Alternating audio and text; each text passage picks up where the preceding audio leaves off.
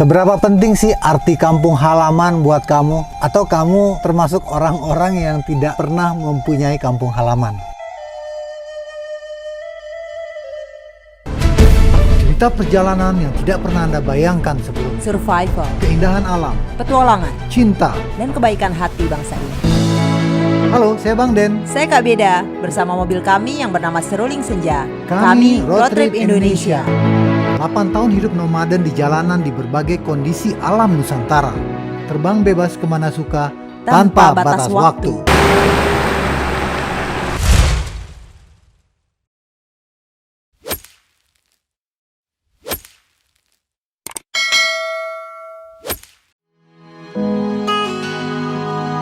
Oke, selamat pagi kawan-kawan. Kita sekarang berada di Painan, ibu kotanya pesisir selatan. Tadi malam kita merapat di sini karena sudah gelap. Kita tidak melanjutkan ke Padang atau Payakumbuh. Pagi ini kita baru start awal lagi. Jadi kita merapat di sini, ada penginapan Andika. Tempatnya sederhana tapi bersih dan nyaman. Ada rencana kita mau ke Pantai Mande dulu. Biasa kita cek ketinggian dulu di sini berapa nih. Soalnya di pinggir laut ya. Cuma 6 meter. 6 meter dari atas permukaan laut. Kami tinggalkan kota Painan, ibu kota Kabupaten Pesisir Selatan Sumatera Barat. Mohon maaf ya kawan Painan, kami izin melintas dan belum bisa eksplor saat ini. Konon di sini ada objek wisata yang lagi ngehit, kawasan Mandeh namanya. Kanan, ini kawasan Mande. Mande. Jadi sekarang kita posisinya sudah berada di Sumatera Barat. Udah nggak tahu nih udah berapa hari perjalanan kita eksplor Pulau Sumatera ini. Nah, posisi kampung halaman Bang Den yang ada di Payakumbuh, Kabupaten 50 Kota itu, jaraknya dari Painan itu kurang lebih 198 km lagi lah. Hampir 200 km. Nah itu kalau kita lihat di map itu jarak waktu tempuhnya itu kurang lebih masih 5-6 jam lagi. Itu kalau direct ya. Cuma seperti biasa kalau yang kita berhenti-berhenti, menikmati perjalanan dulu, syuting-syuting dulu, itu 10 jam ya? bisa lebih lama lagi lah. Kita sekarang menuju kawasan Mande. Kawasan Mande itu adalah salah satu objek wisata yang lagi ngehit di Sumatera Barat. Selanjutnya perjalanan eksplor sendiri kawasan Mande, mencari di mana letak keindahannya sehingga dia bisa ngehit.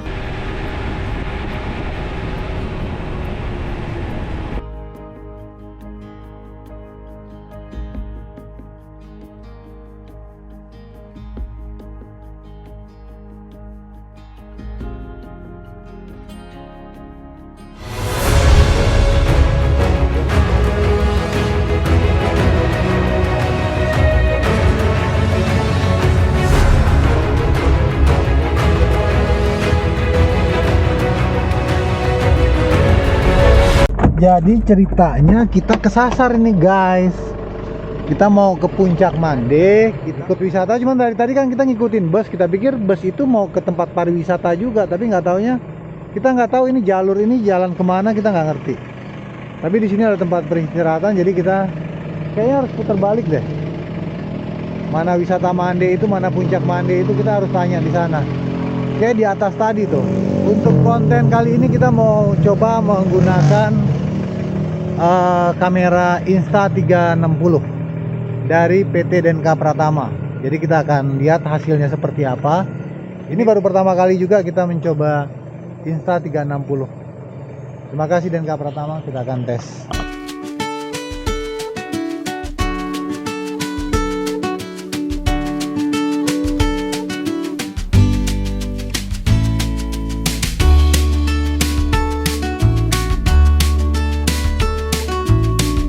Kuat Dari Padang, Pak. dari Padang. Ayo. Dari Jakarta. Dari Jakarta, Pak. Bolan Yo. punya toko ya. Yo. Apalagi Pak Latibo risiko di pulau. Itu Pak cari Pulaunya nih yang paket-paketnya nih. Itu tipe jalan awak, Pak. Cuma di Pulau Setan kau membayar 10.000 per kepala. Jadi kata bapak itu kalau mau keliling-keliling pulau sampai jam 6 sore itu bayarnya 500 karena dia langsung pemilik perahu katanya. Ternyata keunikan kawasan Mande ini harus main ke pulau-pulau dan saat ini cuaca masih cerah. Oke, kita parkirnya di sini nih. Di sini ada para nelayan lagi menjemur ikan teri. Ini Mungkin kita naik perahunya di daerah sini kayaknya.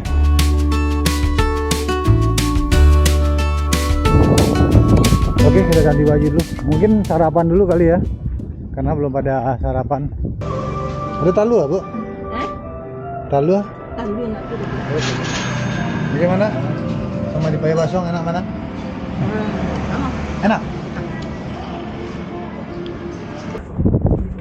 Yang ini sehat kan? Woi, yang itu masih ini kadangnya. Tapi mogok. Ulah lo. Kau jangan bola ulah lo nah. Ampe petigo. Tiga. Life jacket nak do. Satu ada di depan. Pelampung dah do, pelampung. Banyak, Pak. Ah, siap, aman. Cek ketinggian. Kita persis di pinggir laut nih. Kalau tadi kan masih 5 meter. Kalau ini coba lihat. Oh, aco nih berarti nih. Awas, Pak. Kenapa dia jadi 10 meter? Berarti nggak akurat ya? Ini laut. Paling 1 meter, ini harusnya 0 ya. Error kayaknya. Turun. 8, atau dia? Oh, 3 meter. Makanya kita butuh Garmin supaya dia akurat. Anginnya gede nih.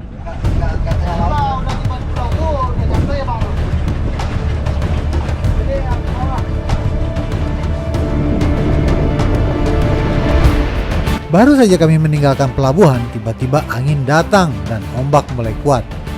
Bang Den langsung ketakutan dan minta putar balik pulang. Hehe. Bapak tukang perahu bilang aman kok, tidak apa-apa. Tapi Bang Den sudah terlanjur parno mengingat hujan badai tadi malam waktu kami sedang di jalan. Wah, takut gua. Nggak jadi lanjut, ombaknya gede. Walaupun dikelilingin pulau, ampun dah, ampun. Bapaknya mah aman-aman aja deh, cari duit kan. Nah kita, ini 2 kagak bisa berenang lagi. Mesinnya cuma 1 lagi. Gimana tuh? Kita main di darat aja dah. Nah, inilah masalahnya teman-teman. Kita kalau udah urusannya sama laut, keluar tuh aslinya tuh. Aslinya bahwa ternyata untuk jadi petualang itu nggak harus jadi pemberani itu. Ini contohnya 2 orang penakut, 2 orang pengecut yang jalan-jalan keliling Indonesia sampai 8 tahun dan ternyata kita masih baik-baik saja ya. Iya sih, baik-baik. Cuma giliran momen di atas kapal gitu ya. Pokoknya laut aja. Angin ribut. Karena kita memang pernah pengalaman waktu di Kendari ya. Waduh, itu kita lagi ke pulau di tengah laut. Sama Om Waduh. Patrick.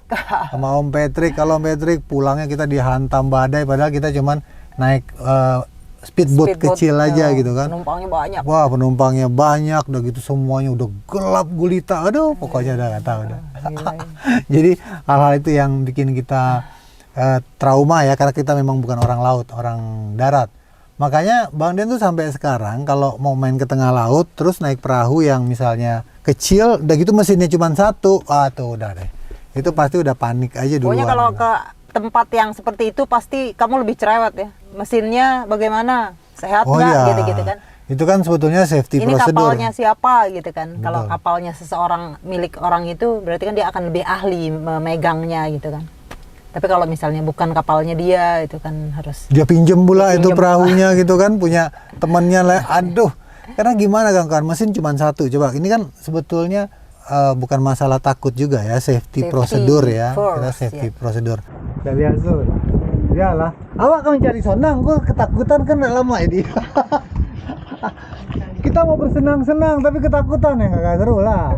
Namanya juga mesin, kita nggak tahu bagaimana. Amit-amit cabang bayi kalau sampai di tengah laut mesinnya rusak atau mogok, itu tengah laut men.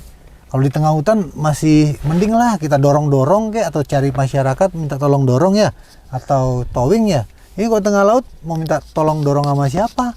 Mau suruh jemput towing seperti apa? Plus lagi satu lagi KBD aku nggak ini bisa nggak- berenang. Nah, itu kekhawatiranmu ya kan. itu yang bertambah. jadi juga menjadi sebetulnya beban gitu. Kalau kita sendiri kayaknya sih ya mungkin lebih aman lah ya, gimana caranya kita mau menyelamatkan diri sendiri, tapi ini Tuan Putri ini nggak bisa renang. Oke. Aduh, Tapi gitu. lucunya lagi, kamu bertambah lagi bebanmu. Sano nggak bisa renang.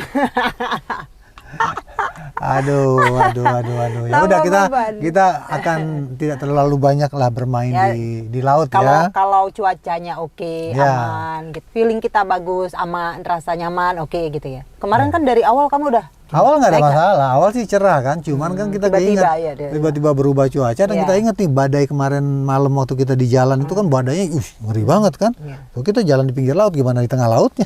Jadi kepikiran kayak gitu. Ya, itu di perahu sandarnya. Kan ketika perahu sandar, kamu lihat perahu itu saling ini bertabrakan karena air dan angin itu kan. Iya, ini aku kutip nih senior petualang gitu kan, termasuk figur lah itu Om Lodi ya. Lodi Korwa. Lodi Karua itu bilang bahwa rasa takut itu manusiawi dan rasa takut itulah justru menjadi alarm bahaya dalam tubuh kita yang akan mengingatkan bahwa ada resiko yang tinggi di sekitar kita. Itu makanya kita ada muncul rasa takut. Jadi itu positif.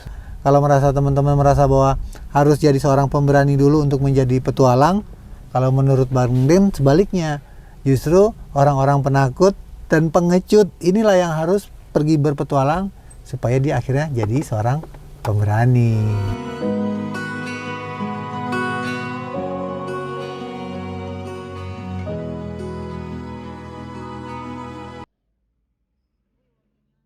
Oh. Durian mah dia. Ada nih jatuh. Ayo bang. Kok sama batang atau lain-lain? Beda-beda bang. Coba lu cie yang mani mah. Rendah mani uang kembali. Kalau nggak manis kita ganti. Oh, kita ganti. Guys, ini durian pertama kita di Sumatera ya guys. Kalau isian cak penyawa. Cak kunyang. Kalau awak kalau mengalir kok bang, kalau dia berparah mah awak kecil sih bang, kalau tak cak ya. Mak. Bang, mantap ini. Mantap. Durian pertama ini di Sumatera.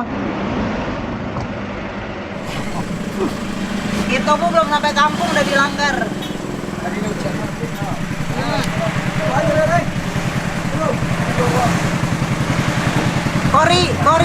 Kori yang di Texas sana nih.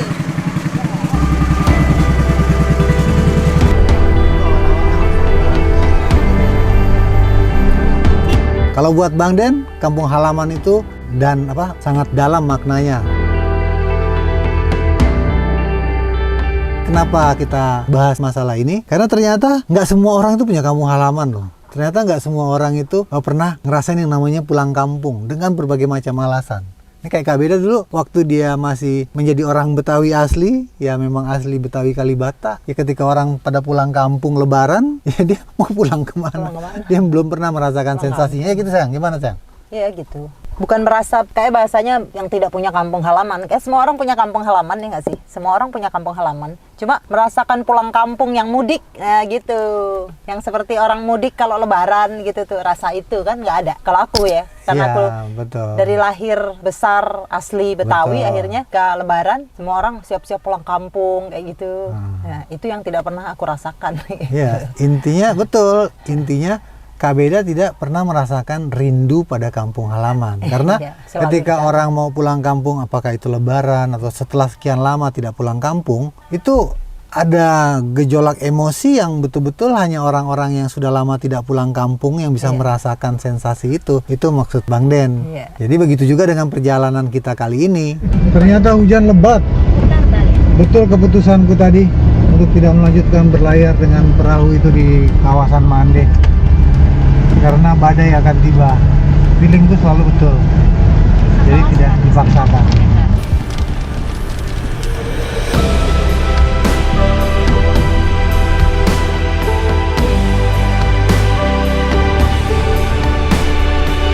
Memasuki ranah Minang artinya siapkan diri untuk pemandangan indah, kuliner lezat berlimpah, adat budaya tinggi para leluhur.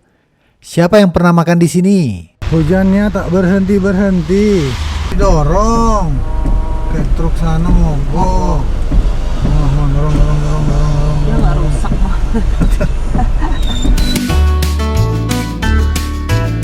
Guys, ini kita perjalanan sepanjang perjalanan dari Padang Payakumbuh. Ini bisa tembus ke Pekanbaru. Nah, kalau kita berada di namanya di Sumatera Barat, tidak sah kalau kita tidak eksplor kulinernya, bukan? Bukan. Tadi kita kelewatan di Si Cincin itu ada yang terkenal Salalawa. Nah, sekarang lebat kali. kenapa? Tadi hujannya gede banget. Susah kita Sepanjang berhenti. jalan ini hujannya nggak berhenti-berhenti, lebat sekali. Sekarang kita berada di daerah udah lewat si Cincin, namanya apa sayang? Kayu Tanam. Kita sampai di Kayu Tanam. Kayu Tanam. Ini ada yang namanya Bika. Ada Pinyaram, Bapak Pinyaram. Ini Bika, guys. Nah, berapa Bika Cek? 1.000 Pinyaram. Bapak 10.000. Isian nambahnya. Pinyaram tuh apa? Coba lah, Kak. Cobalah satu dulu. boleh nggak? Kayak ini loh kalau di Betawi itu. Oh, pandan coba aku. Ini yang khasnya dulu deh. Yang basicnya dulu coba. Ada kok di Betawi namanya apa gitu lupa. Kayak jujur. Nah, itu udah jujur. Udah, pas. Ini dia jujur. Cuma jujur kan tengahnya kayak gunung, dia kayak bentuk gunung. Iya, Kalau dia ini bulat-bulat. kan dia gede aslinya. Karena dia jual gini supaya kecil-kecil. Berapa? Kotak 10.000. Kotak aja. Kotak 10.000. Kalau Campur Bika ya. Campur ini aku udah makan dua. lagi masak. Ayo kita lihat cara masaknya. Teh, apa ya teh? Pinyaram. Kau Pinyaram. Aku syuting ini kak. Kuping itu seperti. Ayo Seperti. lihat cara masak ini Pinyaram. Kalau Bika mana masak Bika? Oh bukan, sudah dulu. Daun kalau di Siko namanya daun Baru. daun baru. Iya, di situ dong baru. Nah, ini buat Di bakar situ serenyonya. Bika. Di tempat kamu apa namanya nih guys? Daun apa? Tolong tulis di kolom komentar. Kawat. Woi, base-nya gede-gede. Jujur kan kayak gitu tuh. Sam. Beda. Pinyak nih, Bika nih kayak gini nih. Dari apa sih bikinnya itu? Hah? Sampai gosong itu. Itu ketan Ini apa beras? tepung ketan kali ya, ketan pakai kelapa dalamnya. Gila memang. Bukannya main-main. Kuliner Sumatera Barat Ranah Minang ini mau jualan kaki lima sampai restoran gedenya tuh enak banget.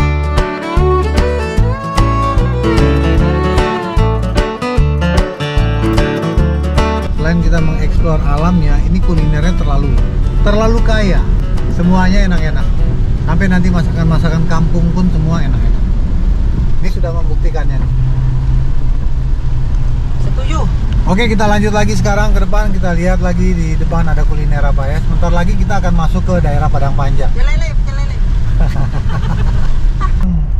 Ini ruko-ruko ini, kedai-kedai ini kumuh. Tidak tertarik. Lembah Ana itu air terjunnya tuh, air terjun. Ini kabupatennya Tanah Datar.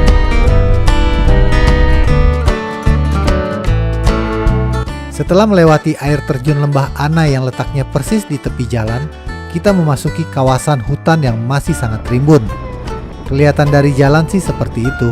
Semoga hutan di sini tetap terjaga kelestariannya. Lembah Anai terletak di atas pegunungan Bukit Barisan yang sambung menyambung dari Lampung sampai Aceh. Konon isinya emas semua. Karena itu Pulau Sumatera juga disebut dengan Suwarna Dwipa atau Pulau Emas. Begitu juga yang kami saksikan sendiri, selalu ada penambang emas masyarakat dari Lampung hingga Aceh. Mungkin itu tanda-tandanya. Kalau di permukaan sudah ada emas, tentu di kedalaman akan jauh lebih banyak cadangannya. Begitulah pikiran awam dari seorang Bang Den. Tapi di Freeport memang begitu bukan? Lagi kayak begini masih mau susul-susulan.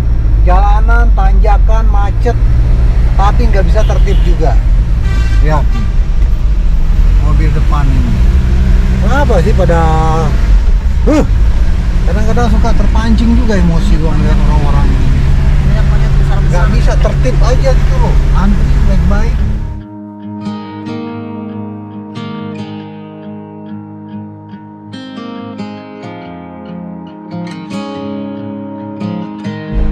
Tuh, baru lewat Lembah Anai, langsung macet.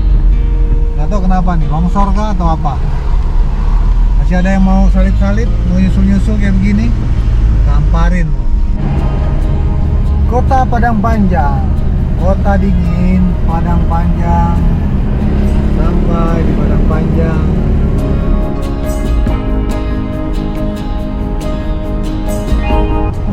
Hujannya nggak berhenti-berhenti guys. Kemarin Penonton, Iko lah, kota Padang Panjang, ha, Sumatera Barat. no. Tapi sayangnya jalur Padang Payakumbuh ini sudah terlalu sempit dan sudah tidak bisa menampung kemajuan zaman. Sering terjadi macet di sepanjang jalur ini. Apalagi kalau suasana lebaran. Perjalanan normal 3 jam bisa jadi 12 jam. Pernah kejadiannya sampai seperti itu. Bayangkan. Ya, jadi memang sensasinya seperti itu kalau kita mau pulang kampung. Jadi mirip-mirip nih dengan dulu kalau kita pulang kampung lebaran dengan mau pulang sekarang, karena kan memang menujunya ke arah kampung halaman Bang Den nih. Payakumbuh Kabupaten 50 Kota itu. Jadi itulah kira-kira yang Bang Den rasakan sebagai orang yang punya kampung halaman. Karena memang selama ini ya, sayang, perjalanan kita keliling Indonesia ini, kita hidup nomaden itu kita hampir tidak peduli kapan mau sampai di suatu tempat. Buat kita itu bagaimana kita bisa banyak mengetahui dan banyak menikmati sepanjang perjalanan itu. Karena kan spiritnya road trip itu sebetulnya memang begitu tujuan, ya. Bukan tujuan atau tempat target kita, tapi bagaimana kita bisa menikmati perjalanan ini dengan berbagai macam cara ya. Ya, cara kita bisa bergabung, ngobrol dengan masyarakat, ngobrol dengan supir truk, ngobrol dengan nelayan dan siapapun yang kita jumpai. Itu adalah suatu hal kemewahan-kemewahan yang menurutku dalam sebuah perjalanan panjang road trip akan banyak sekali membentuk kita dan merubah wawasan kita. Ini namanya baso. Ya, baso. Ini namanya baso. Bukan bakso, baso. Kamu tahu nggak rasanya kalau berkendara arah ke kampung halaman? Biasanya kami tidak peduli kapan mau sampai di sebuah kota. Kok rasanya sekarang beda ya kalau mengarah ke kampung halaman? Ada rasa ingin cepat sampai dan ada rindu yang besar di dada. Seperti ada spirit yang berbeda dari biasanya. Payakumbuh. Kita sudah sampai di kota Payakumbuh ya kawan-kawan. Kota asal muasalnya Surling Sinja ini. Karena tadi kita masih punya stok durian yang kita beli di Painan. Kalau di daerah sini tuh orang biasa makan durian itu pakai ketan. Halo Mang Je.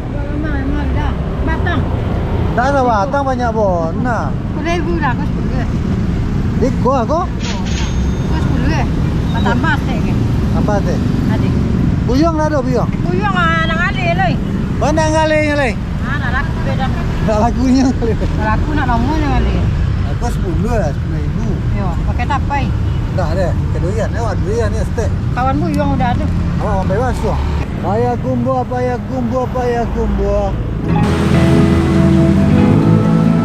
Guys, kita lanjut dengan martabak Mesir Hajiwan. Mana lewatnya nih? Wah, mantap. Masak dulu, bikin dulu.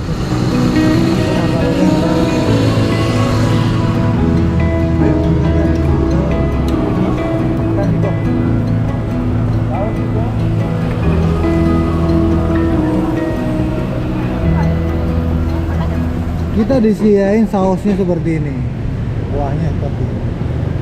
Ini punyanya Kak Beda. Caranya disiram. Sumpah, jatuh nggak? Oh. Lembur. 3, 2. Satu, siram. Yeay, mari kita cicipin. Ini yang terindu-rindu sampai Indonesia Timur nih. Gimana rasanya? Berubah? Rasanya tidak pernah berubah, tetap konsisten. Masuk YouTube ya?